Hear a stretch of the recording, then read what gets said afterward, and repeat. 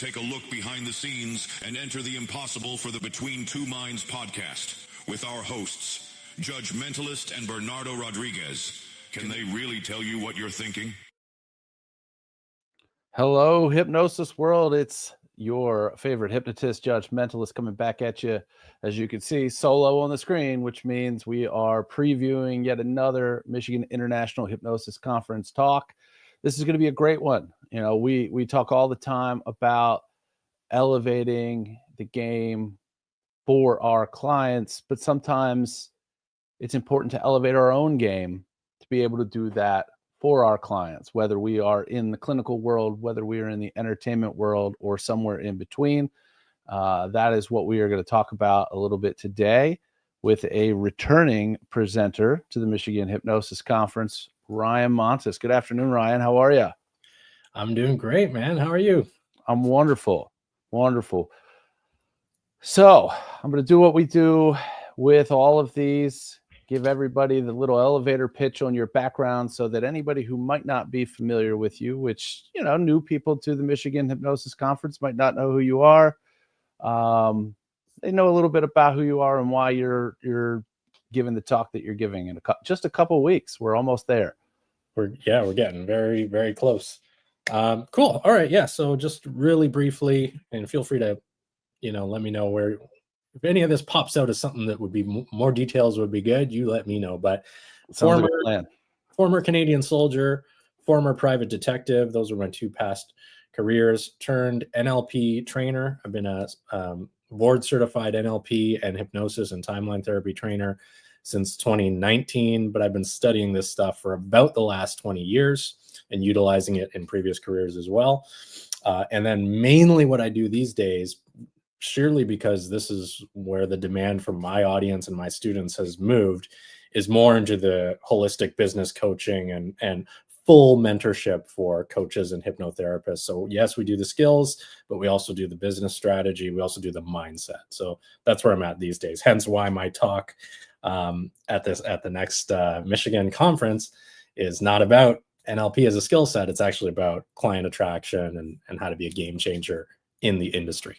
And that's such a big thing in so many industries, not just hypnosis, hypnotherapy, or otherwise. Many, many industries, you spend all of this time educating yourself on what it is that you're going to do.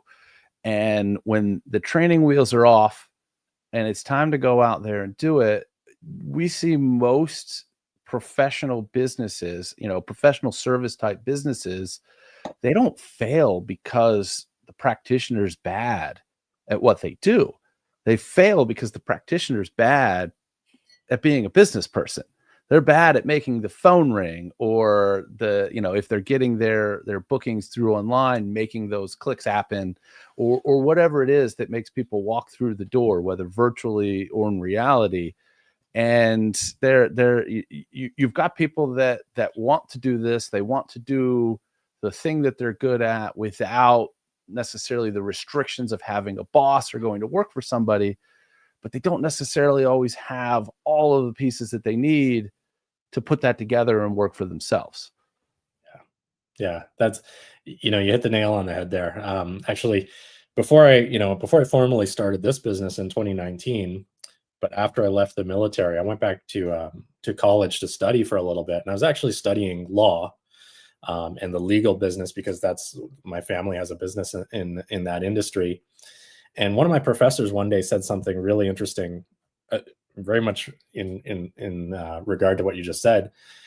He said, it's like 10% of lawyers out there make 90% of the money that moves through the legal industry. Like those top 10% of lawyers are making 90%. And that always stuck with me. And then I became deeply engrossed is that the right word? Deeply engrossed in the coaching and NLP and hypno industry. And I realized it's exactly the same thing, that, the top maybe 5% of performers in our industry are having a really easy time, and they have a wait list, and, they're always booked out. And then there's a big, majority who, some of them are doing great, but a lot of them are just not seeing the results in terms of revenue that they would would like to be seeing, because of exactly what you described. We have so many people that are gifted at helping people to achieve a transformation, but they're sort of under-resourced at how to attract those people to work with to begin with. And it almost, I mean, the cart before the horse, or the horse before the cart, whichever it is, you will see some of those people that are in that top 10%. And it doesn't matter what industry we're talking about. We can be talking about law. We could be talking about hypnosis. We could be talking about massage therapy. We could be talking about insert any professional services businesses here. A lot of those very, very successful people might not be amazing at what it is they do. Different for a different day. You know, we're here to talk about empowering those people who are good at what they do into launching into that top kind of. Yeah. I mean, you're right in what you're saying. And I think it's not necessarily a bad thing, as long as those top performers who are accepting money are achieving a certain standard of service. Yeah, there's going to be variation in the quality of service provided. But like you say, that's a topic for another day. For the people who are listening, and well, first of all, if they're listening and they're like rocking and rolling and they're making 8 figures already, they probably don't need my help, right? But if they're listening and they're thinking, yeah, I wish I could be doing better. I see other people who maybe are at a similar skill level and not quite the skill level that I am. What do they have that I don't? How can I get things to the next level? First of all, that's the subject of my talk at the conference, exactly. But there are a few things, and in NLP, and this is why, I think I've been so effective on the business coaching side of things, because I bring a strong NLP trainer background to the equation.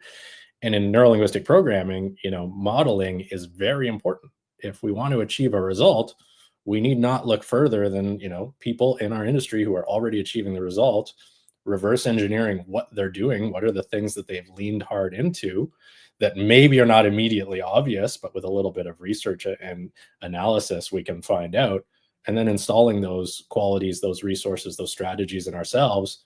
And of course, when we treat it, as a simple equation like that, a simple modeling equation like that, how could we then not get the results that those people are getting, right? That you have basically described all of my business success. Finding out, how is this done? And this even goes back to something that I would not have at the time considered to be business. This is a little like way deep into like 2 lifetimes ago for me. When I was an undergrad in college, I had a group of friends, and we used to drive a couple of hours, 2 to 3 Saturday mornings every week or every month, to go play in this poker tournament, this big, huge poker tournament at one of these local casinos in New York. And at some point in time after that, we approached a bar about hosting similar poker tournaments to bring people in the door. And all we did was just observe the model of how this was run, deconstruct it, put it back together, and say, this is the blueprint. And then boom, and the thing blew up. We did a tournament where we had 30 people signed up, and then a month later we did another tournament where there was 130 and a wait list. And it just was on fire until it eventually got shut down. But until you got raided by the feds. Same concept, see a thing that's working, take it apart. Why does it work? What are all the moving parts here? How do I put it back together in a way that I can do this? And that's, I gave what is kind of a silly example, but an example to show that it doesn't matter what it is. You can go model that anywhere and emulate, create, or even improve, and many times improve that success. Yeah, precisely. 1 sec, sorry, just a little warm in here. Yeah, and I think, so one of the things that caused me to move from, predominantly offering NLP training and hypnosis and traditional coaching to my clients, which is what I was doing initially, in late 2019, 2020, that's how I started. And that was the majority of what I was doing. The reason that the demand for business coaching and business mentorship came up was because people were observing me modeling others and seeing similar to success to what you described, not understanding what I was doing and how I was getting so much traction so much more quickly than other people who are in their first year of business. And smartly, a lot of them started asking questions like, Brian, how are you doing that? How are you getting clients from social media? How is it that, you've hit six figures in your first year as an NLP coach when other people are 10 years in not doing that? And really the answer is what you just said. And I also had, looking back, I had the benefit of being a private detective in a past career. So, I had this honed skill of being able to see through the fog of confusion, being able to see, here's what's happening on the surface, but intuitively, like, okay, what's happening under the surface, which is very important for modeling. Like, I'm sure you must have that gift also, if you were able to look at, because there's probably thousands of people who see like other people running tournaments and think, oh, that's profitable, I wonder if I could do that too. And they don't, or they try and they're not successful, right? Right. To be able to model somebody else and be successful, you need to know how to do it, right? Like, it's not just as simple as just copy what they're doing, because there may be key things that you miss, right? You need to have the intuition. You need to be able to test and iterate. I'm sure you guys came up upon challenges that you needed to solve, and it's the same thing in business, particularly in and it's really, sometimes it boils down to understanding what is the business model here and where's the money coming from, because the bar that I was working with in that instance made $0 off the poker tournament. All the money that went back out to the players, but boy, oh boy, they sell a lot of food and beer with 130 extra people in their bar on a Thursday night. You know what I mean? So that's what the business model is: put people in the seats to spend the things that you're really, in that instance. So understanding that and being able to really tap into all I'm doing is putting a bigger, brighter sign out there that makes people walk through my door. Yeah. I love that example. Not just because, like, on the night of the tournaments they'd make more sales, then they have all these new people coming and being physically in their space that wouldn't have been there otherwise. So Absolutely. when Sunday night rolls around, they say, oh man, I had a good night at the bar the other night on Thursday. Let's see what they have for dinner on Sunday, right? Like, there's so many little caveats to that. And it's totally, like, the odd thing about it is that it's all kind of that snowball word of mouth type of thing, because when we ran that first tournament with the 30 people that were signed up, there was no external marketing. There were only posters within the bar, and he owned a second bar maybe 20 miles away. Posters in both, people signing up at the bar. That was it. Month 1, 30, month 2, 100, and then like 30 people on a wait list, which was like ludicrous. Still no external advertising. Wow. So that's the dream. Can we spend $0 and pack the house? Yeah. The answer in that instance was yes, minus whatever 4 posters cost. And a few decks of cards or whatever. Exactly. Yeah, and of course he paid us for the time that we were there, but and like I said, all the money that came in went back out, so he wasn't taking anything. There was nothing illegal about what he was doing. It was just frowned upon at one point in time, and he was told to shut it down. But it sure enough, introducing new people to the establishment, and then it just it blew up. It was great. So yeah, that's we're going to go into some of your strategies at the conference. And how is this going to be some lecture, some workshop? Obviously it's going to be very business focused, not on the actual, here's how you do certain hypnosis techniques, which is great. I love the variety of talks and the variety of what you can be exposed to at the Michigan conference. Yeah, for sure. Yeah. So so I'm doing a 1-hour talk this year, and it's the title is called "Become a Game Changer in Client Transformation and Attraction: The Seven Secrets Revealed." And basically what it is like I said, for the last 6 years, I've been running, trainings. I've been doing mentoring and coaching, but I've also been keeping a very keen eye on everything that's going on in this industry. And, I've made it a very important habit to be in conversation and be in contact with other coaches, other trainers, other hypnotherapists, other people in our industry as often and as frequently as I possibly can, right? And having these conversations and making these connections, and particularly paying attention, when people are doing well and they're rocking and rolling, and, they're highly visible and they're clearly getting traction, always paying attention to, like, what are they doing, right? Why is that? Why is it working so well for them? And a lot of times people will just tell you, Yeah. like me, I'm an open book. People, send me a message and they say, "Hey, Ryan, I saw this thing you did recently. How'd you get all those signups?" I'll just send them a voice note and I'll tell them, right? And so I've made it a mission, on top of all that, to look at what are the common threads of of that top 5 or 10% of people in our business who are always doing well. They don't seem to have to worry about where the next client's coming from. What do they have in common, right? Because there's always like survivorship bias. You don't want to accidentally allocate too much, emphasis to one weird thing that somebody's doing, assuming that's why they're getting clients. So it's like, if we see 5 or 10 or 15 of these top people who are all doing this 1 or 2 or 3, or in this case, 7 things, well, then we know, there's probably a good chance that that's, if somebody else mimics that, models it, they're going to see similar results. Does that make sense, Judge? 100%. And really what you're doing is, for those who don't have the ability to look at a process and deconstruct that process, you're giving big parts of that blueprint in just a couple of weeks in Michigan, which is great, because again, not everybody has that skill. Not everybody has the ability to analyze that. They might fixate on that one weird thing, that one thing that is a big outlier as to what's different, which may have nothing to do with turning the dial for that person. It's just a unique quirk. Yeah.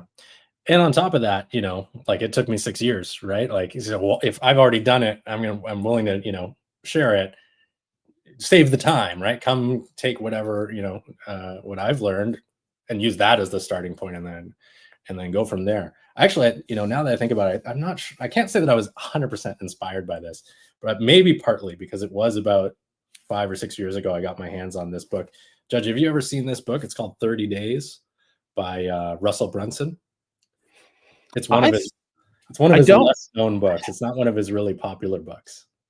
It looks familiar, and from what I'm reading on the cover, it's certainly a concept that I can't fill in all of those gaps because that book looks like it's about 500 or so pages, but it's a very thick book. Yeah.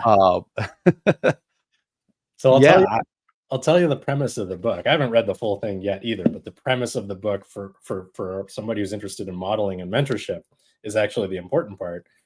What Russell did, because he's, for those that don't know, he's a big marketing guru online, super successful. He owns ClickFunnels, co-founder in ClickFunnels. And he wanted to create this book. He just went to all his really successful marketing buddies and he asked them the same question. He said, if you woke up tomorrow and something shifted in the world, your business is gone, your audience is gone, and nobody knows who you are anymore, how would you get yourself back up to, 6 figures per month in revenue, or what? I can't remember exactly how he words the question. And then he got these very, transparent, very clear, very honest answers from all these big names in business success and marketing.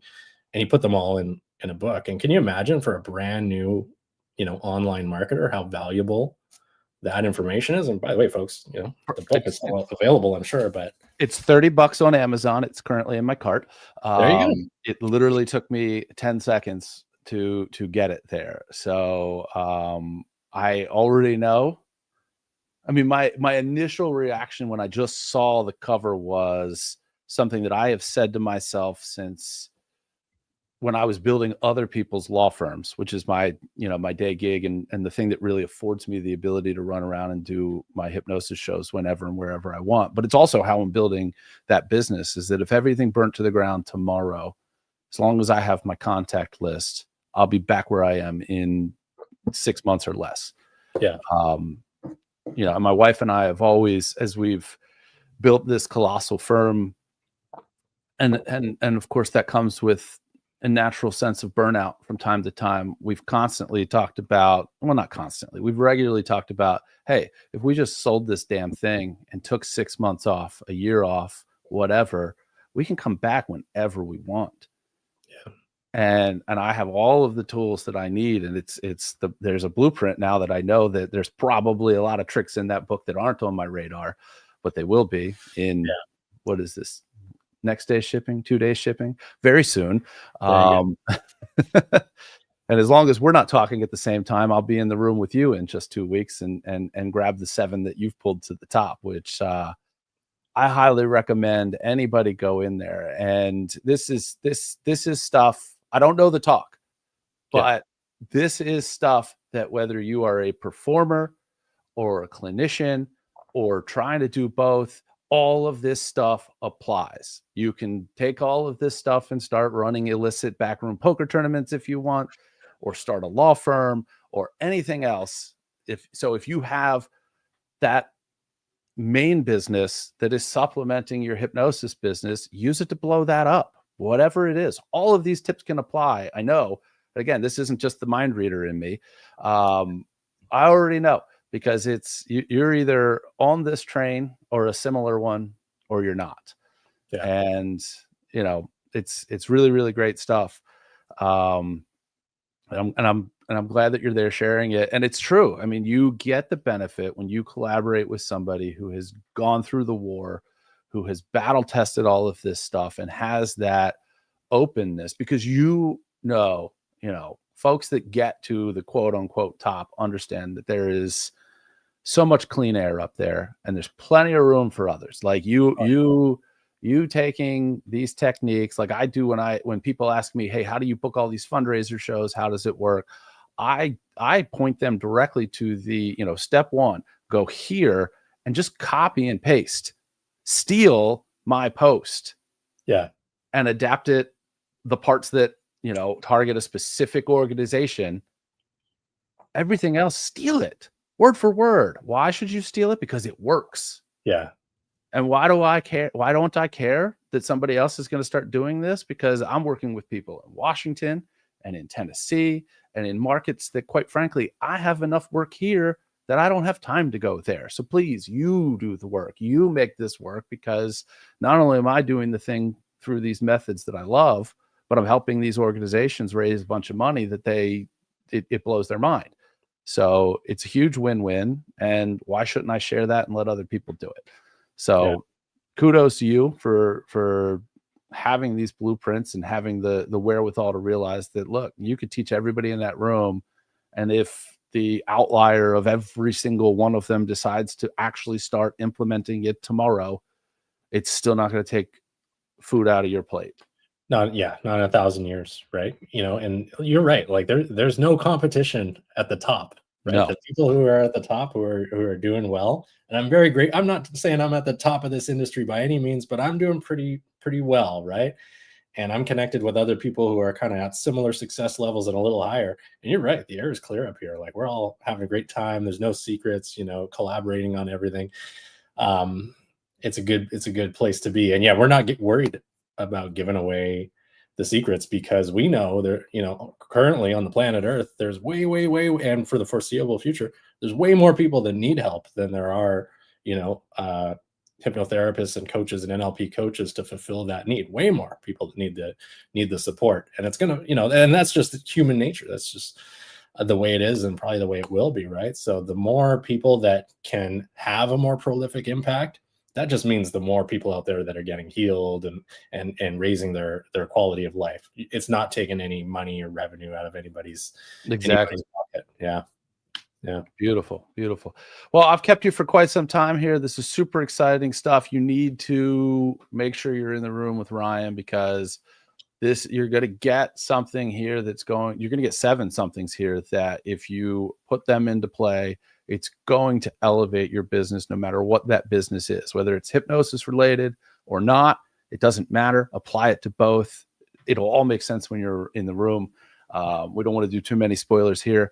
Any last thoughts? Anything else you want to put out there into the world for anybody before we let you go?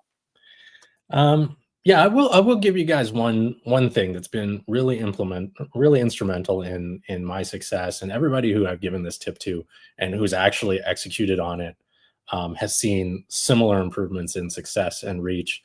It's basically a non-negotiable that you've got to use your voice. If you want to have an impact and you want to increase your impact, you have to be willing and happy to use your voice. And I don't just mean literally speaking. I mean getting your message out there, getting routinely in front of new people. When, wonderful podcast hosts offer to give you an opportunity to be on their podcast, it should always, unless there's some extreme reason not to, it should always be an enthusiastic yes. and you should be going out of your way to actually cultivate these types of opportunities and other opportunities. Put in the application to speak at the conference, send out the email to do the lunch and learn at the local, whatever business, get in front of people, because that is the one thing that people, unfortunately, even hypnotists who can take care of these fears really easily, are afraid to do. And it's also the one thing that, can create massive traction very, very quickly. Would you agree? 100%. I mean, you're in reverse describing 60% of the reason why I do these from this direction. And it's building that network, it's connecting, it's helping get the word out there. I'm helping you. Maybe that turns around and comes back to me. Somebody's looking for what you're talking about. They find this. They didn't just find you. They found this guy too. It's all weaving this web. It's getting your voice out there. It's just building it as wide. And again, I'm losing absolutely nothing other than 20 minutes every time I pop off and give somebody a platform to do this. And I multiply that 20 minutes every time one of these is viewed. And the same thing will happen to you. You go give 20 minutes to somebody else on their podcast, and every time that's listened to, you've turned 20 minutes into an extra 20 minutes. It is a copy machine for yourself. Yeah, absolutely. Yeah. I'm going to have to rewatch this, because that was a kind of a good line that I came up with. Yeah. And that was a really good. And Dan asked me to do a talk, which may or may not be on the schedule yet, on Sunday, about getting started doing podcasting. And I think that the mechanics of doing it's one thing, but the why is really the bigger thing. Yeah. And it opens the door for you to connect to other folks and get out there. And again, 20 minutes of my time magnifies. Exactly. Yeah. I really liked the way you just broke that down. I'm going to watch the replay and steal that exact wording. And please do. As you know, I steal this. That's if I were to write a book on my success ever at one point in time, it's probably going to have "steal this" in the title. Yeah. Because don't reinvent the wheel. Yeah. It's funny you say that. I tell my students that too. First day of class, I always say, listen, I have a steal everything policy. You hear me say something, it sounds good, steal it, use it. As long as you're helping people, that's the name of the game. That is the name of the game. It's just like Vinny Brigance, who's going to be doing, I think, the closing keynote. He's got this mission to help 1 million people stop smoking, and he knows he's not going to do it himself. Yeah. So he's got to get other people to learn, so that collectively and under his wing, that number 1 million is going to get ticked. I believe in him. I know he's going to be able to do it. 100%. And it's such a beautiful goal. It's such a beautiful goal and achievable. Oh, for sure. For sure. Yeah. No doubt in my mind that he's going to hit that goal, and he'll have to set a new big lofty goal after that, because it's probably going to be in the relative future, if he hits that number, he's going to have certain tobacco manufacturers with their target on his back, because we'll have to hide him for a while until the heat dies down. You're right. That's good problem to have. Good problem to have. Well, I appreciate it. Thank you so much for sharing time with us. I'm very, very much looking forward to spending time with you, picking your brain on what is in your talk, as well as just everything else between now and the next couple of weeks. So likewise, Judge. Thank you so much for inviting me to speak. It's been a distinct pleasure. Appreciate it. And I look forward to seeing you in person as well. All right. Be well, everybody. We'll see you in just a few weeks. Okay. Ciao. Thank you for tuning in to the Between Two Minds Behind the Scenes podcast. Be sure to follow us on social media under Between Two Minds with the number 2 instead of TWO, or under Enter the Impossible. Thank you, and we hope to see you back for the next episode.